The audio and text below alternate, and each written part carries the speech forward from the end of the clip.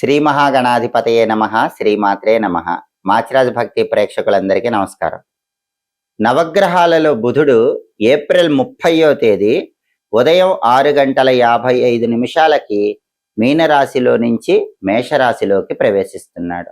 అంటే బుధుడి మేష సంక్రమణం జరుగుతోంది. ఇలా మేషరాశిలోకి ప్రవేశించిన బుధుడు మళ్ళీ మే 15వ తేదీ అర్ధరాత్రి 12:34 వృషభ రాశిలోకి ప్రవేశిస్తాడు.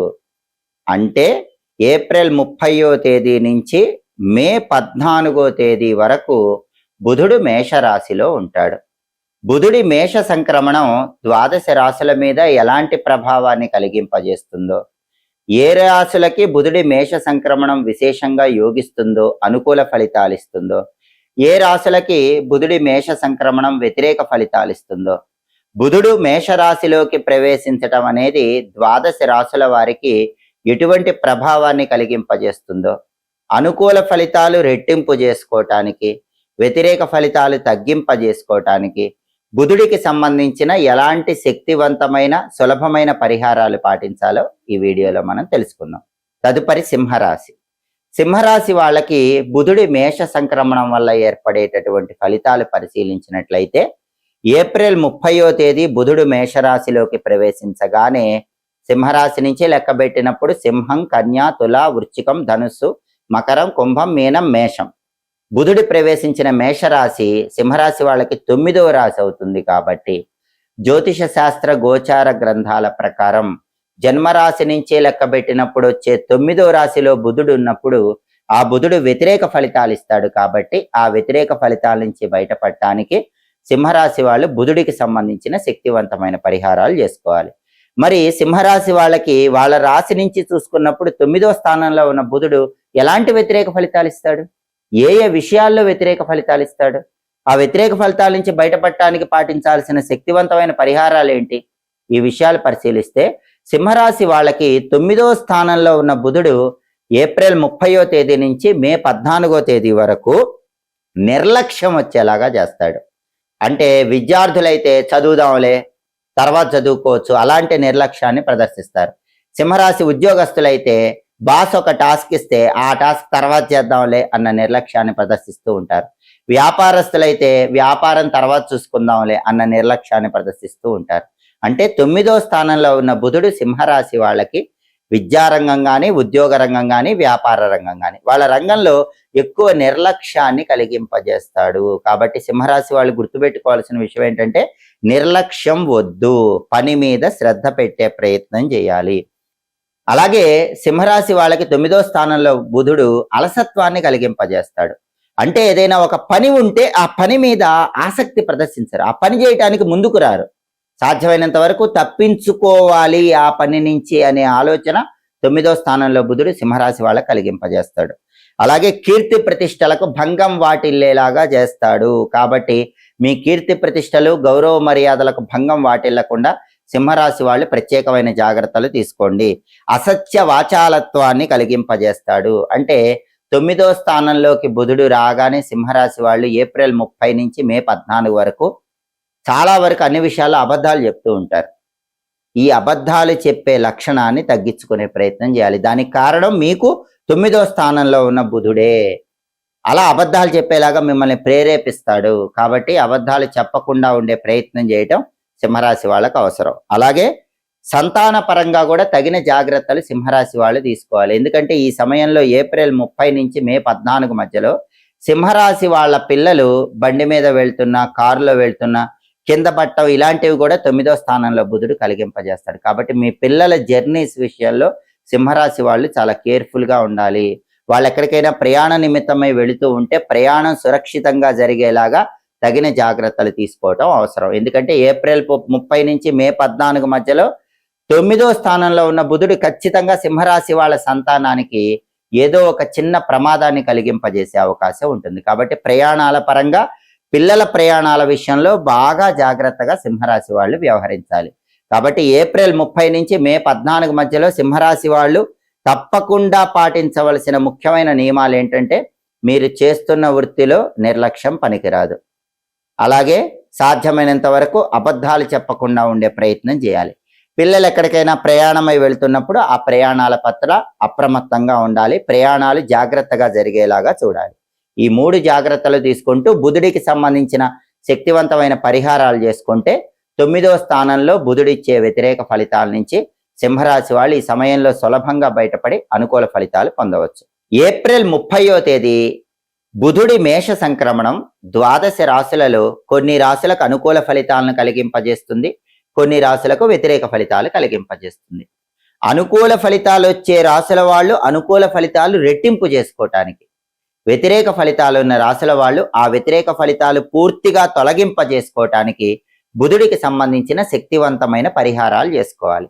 ఏప్రిల్ 30వ తేదీ నుంచి మే 14వ తేదీ వరకు బుధుడు మేషరాశిలో ఉండటం, బుధుడి మేష సంక్రమణం అనేది సంపూర్ణంగా అనుకూల ఫలితాలే ఇవ్వటానికి 12 రాశుల వాళ్ళు బుధుడికి సంబంధించి పాటించాల్సిన శక్తివంతమైన పరిహారాల్లో మొట్టమొదటి పరిహారం ఏంటంటే ప్రతిరోజు కూడా గణపతి మంత్రాన్ని, బుధ మంత్రాన్ని జపించుకోవాలి. బుం బుధాయ నమః అనే మంత్రాన్ని ప్రతిరోజు 17 సార్లు ఈ సమయంలో జపించుకోవాలి. అలాగే గణపతికి సంబంధించినటువంటి గం గణపతయే నమః అనే మంత్రాన్ని 21 సార్లు చదువుకోవాలి.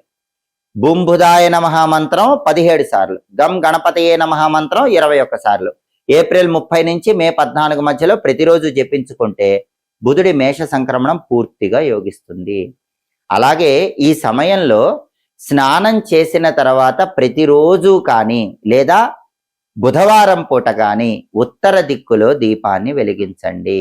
మీ ఇంట్లో హాల్లో ఉత్తరం వైపు ఒక పీట ఉంచి ఆ పీటకు పసుపు రాసి కుంకుమ బొట్లు పెట్టి ఆ పీట మీద బియ్యం పిండితో ముగ్గు వేసి ఒక మట్టి ప్రమిదలో ఇంకొక మట్టి ప్రమిద ఉంచి ఆవు నెయ్యి పోసి 5 ఒత్తులు కలిపి ఒక ఒత్తిగా చేసి ఆ ఒత్తి ఉత్తర దిక్కు వైపు వెలిగేలాగా దీపం పెట్టండి. ఈ ఉత్తర దీపాన్ని అంటే ఉత్తర దిక్కు వైపు దీపాన్ని ఏప్రిల్ 30 నుంచి మే 14 మధ్యలో ప్రతిరోజు వెలిగిస్తే అద్భుత ఫలితాలు ఉంటాయి. ప్రతిరోజు వెలిగించడం వీలు కాని వాళ్ళు కనీసం ఈ సమయంలో వచ్చే బుధవారం అయినా సరే ఈ ఉత్తర దిక్కు దీపాన్ని వెలిగించండి. దానివల్ల సంపూర్ణంగా బుధుడి మేష సంక్రమణం 12 రాశుల వారికి అనుకూల ఫలితాలే ఇస్తుంది. అలాగే ఈ సమయంలో వచ్చే బుధవారము నానబెట్టిన పెసలు గోమాతకు తినిపించండి.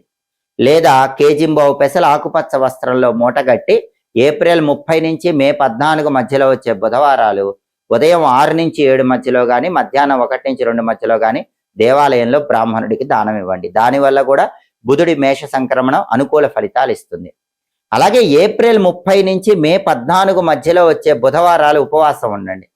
రాత్రికి పెసరపప్పుతో చేసిన పొంగల్ని ఆహారంగా స్వీకరించండి. దానివల్ల కూడా ఈ బుధుడి మేష సంక్రమణం అనుకూల ఫలితాలే కలిగింపజేస్తుంది. అలాగే ఈ సమయంలో ప్రతిరోజు తులసి కోటలో నీళ్లు పోస్తే మంచిది, తులసి కోట దగ్గర దీపం పెడితే మంచిది, తులసి కోటకు ప్రదక్షిణలు చేస్తే మంచిది. ప్రతిరోజు చేయలేకపోయినా ఏప్రిల్ 30 నుంచి మే 14 మధ్యలో వచ్చే బుధవారం అయినా సరే ఖచ్చితంగా తులసి కోట దగ్గర దీపం పెట్టి ఓం బృందావన్యై నమః అని జపిస్తూ తులసి కోట చుట్టూ ప్రదక్షిణలు చేయటం, అలాగే తులసి మాతకు నమస్కారం చేసుకోవటం ద్వారా బుధుడి మేష సంక్రమణం సంపూర్ణమైన శుభ ఫలితాలను కలిగింపజేస్తుంది. అలాగే ఈ సమయంలో వచ్చే బుధవారము ఒకసారి గణపతి ఆలయానికి వెళ్ళి గరికపోచలు ఎర్ర పుష్పాలతో అర్చన చేయించుకోండి. గణపతి ఆలయంలో 5 ప్రదక్షిణలు చేయండి. దానివల్ల కూడా సంపూర్ణంగా బుధుడి మేష సంక్రమణం అనుకూల ఫలితాలను కలిగింపజేస్తుంది. అలాగే ఈ సమయంలో ప్రతిరోజు సంకటనాశక గణేష స్తోత్రం వింటే చాలా మంచిది. గణపతినే ఎందుకు పూజించాలి, గణపతి ఆలయానికి ఎందుకు వెళ్ళాలి, గణపతి మంత్రం ఎందుకు చదువుకోవాలంటే బుధుడికి అధిష్టాన దైవం గణపతి. అందుకే ఈ సమయంలో ప్రతిరోజు కానీ లేదా బుధవారాలు కానీ గణపతిని ఎంత పూజిస్తే అంత అద్భుతంగా ఈ బుధుడి మేష సంక్రమణం అనుకూల ఫలితాలనే కలిగింపజేస్తుంది. అందుకే వీలైతే ఈ సమయంలో ఒక్కసారి బుధవారం వస్తే ఆ బుధవారం గణపతి ఆలయ ప్రాంగణంలో క్రాస్ ఒత్తుల దీపాన్ని వెలిగించండి. ఇది చాలా అద్భుతమైన దీపం, చాలా శక్తివంతమైన పరిహారం. ఏప్రిల్ 30 నుంచి మే 14 మధ్యలో వచ్చే బుధవారాలు గణపతి ఆలయానికి వెళ్ళి ఆ గణపతి ఆలయంలో 2 కొబ్బరి చిప్పలు తీసుకోండి. పూర్తిగా కొబ్బరి తీసివేసినటువంటి 2 ఎండిపోయిన కొబ్బరి చిప్పలు తీసుకొని ఆ 2 ఎండిపోయిన కొబ్బరి చిప్పల్లో కొబ్బరి నూనె పోయండి. ప్రతి కొబ్బరి చిప్పలో కూడా ఇంగ్లీష్ అక్షరం ఎక్స్ అనే ఆకారం వచ్చే విధంగా ఒత్తులు వేయండి. మొదటి కొబ్బరి చిప్పలో ఎక్స్ అనే ఆకారం వచ్చే విధంగా ఒత్తులు వేయాలి. రెండో కొబ్బరి చిప్పలో ఎక్స్ అనే ఆకారం వచ్చే విధంగా ఒత్తులు వేయాలి. ఆ ఒత్తులు కూడా ఎలా వేయాలి? 2 ఒత్తులు కలిపి ఒక ఒత్తి, మళ్ళీ 2 ఒత్తులు కలిపి ఒక ఒత్తి, ఇవి 2 ఎక్స్ అనే ఆకారం రావాలి. మళ్ళీ రెండో చిప్పలో కూడా 2 ఒత్తులు కలిపి ఒక ఒత్తి, మళ్ళీ 2 ఒత్తులు కలిపి ఒక ఒత్తి, ఆ 2 కూడా ఎక్స్ అనే ఆకారం వచ్చే విధంగా ఉండాలి. ఆ 2 కొబ్బరి చిప్పల్లో కొబ్బరి నూనె పోసి గణపతి ఆలయ ప్రాంగణంలో ఈ ఎక్స్ ఆకారపు దీపాలు అంటే క్రాస్ ఒత్తుల దీపాలు వెలిగించండి. ఈ క్రాస్ అనేది గణపతి వికట తత్వానికి సంకేతం, వ్యతిరేక తత్వానికి సంకేతం. గణపతి వ్యతిరేక ఫలితాలు ఇవ్వకుండా పూర్తిగా అనుకూల ఫలితాలు ఇమ్మని ప్రార్థించడమే ఈ క్రాస్ ఒత్తుల దీపంలో ఉన్న అంతరార్థం. అలా చేస్తే బుధుడి మేష సంక్రమణం ఎలాంటి వ్యతిరేక ఫలితాలు ఇవ్వదు, పూర్తిగా అనుకూల ఫలితాలే ఇస్తుంది. అలా ఇవ్వటానికి ఈ క్రాస్ ఒత్తుల దీపం, దీన్నే వికట దీపం అనే పేరుతో పిలుస్తారు. వ్యతిరేక ఫలితాలు పోగొట్టే దీపం అనే పేరుతో పిలుస్తారు. ఈ దీపాన్ని వెలిగించుకోండి. బుధుడి మేష సంక్రమణం సంపూర్ణంగా యోగించేలాగా 12 రాశుల వాళ్ళు అద్భుతమైన శుభ ఫలితాలు అందిపుచ్చుకోండి. ఎప్పటికప్పుడు జ్యోతిష శాస్త్రపరంగా గ్రహాల సంచారంలో వచ్చే మార్పుల గురించి తెలుసుకోవాలంటే, దానికి తగినట్లుగా పాటించాల్సిన పరిహారాల గురించి తెలుసుకోవాలంటే మాచిరాజు భక్తి ఛానల్ తప్పకుండా చూడండి. మా వీడియోస్ మీకు నచ్చినట్లయితే మా ఛానల్ లైక్ చేయండి, కామెంట్ చేయండి. మా ఛానల్ వీడియోస్ 10 మంది మిత్రులకు షేర్ చేయండి. మా ఛానల్ సబ్స్క్రైబ్ చేసుకోండి. పక్కనున్న బెల్ సింబల్ నొక్కటం మాత్రం మర్చిపోకండి. సర్వే జనాః సుఖినో భవంతు. స్వస్తి.